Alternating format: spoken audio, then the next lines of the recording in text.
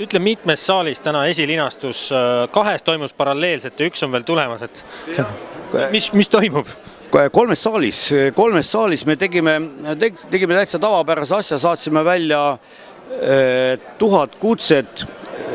Ma oma kogemusest võin öelda, et tavaliselt kuskil 50% tuleb, aga seekord läks teistmoodi ja peaaegu, et 3/4 inimestest andsid RSVP ehk teadsid oma tulekust ja veel lõpuks tuli veel selliseid kontvõõraid ka, nii et meil ei jäänudki muud üle, kui tellida 3 saali.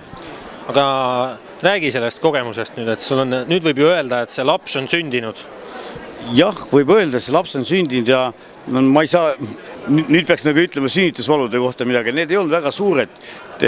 Ainukeseks probleemiks tõepoolest on see, et ütleme, Eesti majandus sel ajal, kui meie filmi tegime, on sellises madalas konjunktuuris olnud, aga me ikkagi leidsime endale toetajaid ja riik toetas meid ja eraisikud metseenid ja me saime selle filmi tõesti 1 aastaga valmis, mis tuleb välja, on suhteliselt pretsedenditu juhtum, nagu ütlevad need kogenemad inimesed.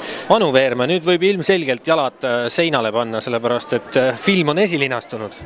No jaa, aga jalgu seinale ei saa panna, sellepärast et filmi levitamine on ju alles ees.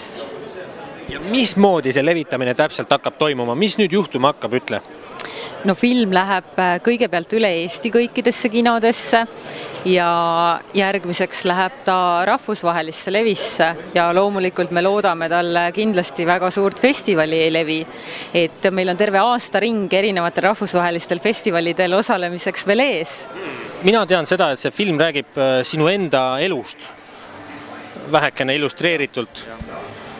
See film, ehk siis Roti lõks on tõesti sündinud lugu ja ma olin selles osaline, see, mis juhtus, mis toimus, mida me ka filmis loomulikult näitame.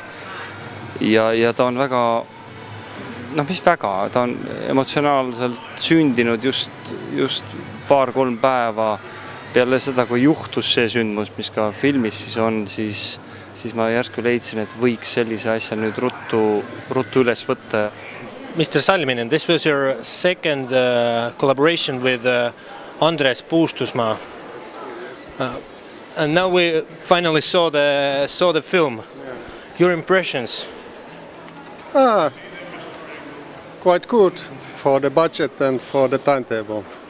Ma olen väga rahul, sellepärast, et ma arvan, et arvestades Andres Puustusmaa karakterit ja Timo Salmineni pildikeelt ja kompositsioonitunnetust ja valgustaju ja lisaks veel panna sinna juurde need Eesti-Vene näitlejad, keda minu meelest Eesti filmidest ei ole nii suurel määral kasutatud, et see kõik kokku andis sellise sünergia, et ta on täiesti ebatüüpiline Eesti film ja juba ainuüksi seetõttu väärib vaatamist. Ühelgi varasemal Eesti mängufilmil ei ole tehtud nii laiaulatuslikku järeltöötlust Eestis kui Roti lõksule. Roti lõksu tarbeks ehitati üles postproduktsiooni stuudio. Seda käis üles ehitamas spetsialist, kes on samasugused stuudiod üles ehitanud Taanis, Rootsis, Norras ja Soomes. Ja varem ongi selliseid värvimääramisi tehtud Soomes enamasti tavaliselt Eesti mängufilmidele. Meil on kõik tehtud 100% postproduktsioonist Eestis. Ma olen selle üle väga uhke ja see tulemus oli minu arvates väga suurepärane ja see on suur samm üleüldse Eesti filmi maastiku arengus. See peaks kahandama juba järgmiste produtsentide stressitaset olulisel määral. Ma tõesti tänan kõiki, kes aitasid meil seda filmi teha. Ma tänan produtsente, Anu Veermäed, Andres Peetsi, kõiki näitlejaid, keda ma armastan. Nii see on natukene vene mentaliteeti, et ma действительно люблю своих артистов. Ja ma loodan, et me vähemalt 90% selle grupiga jätkame ka tööd järgmise filmi peal.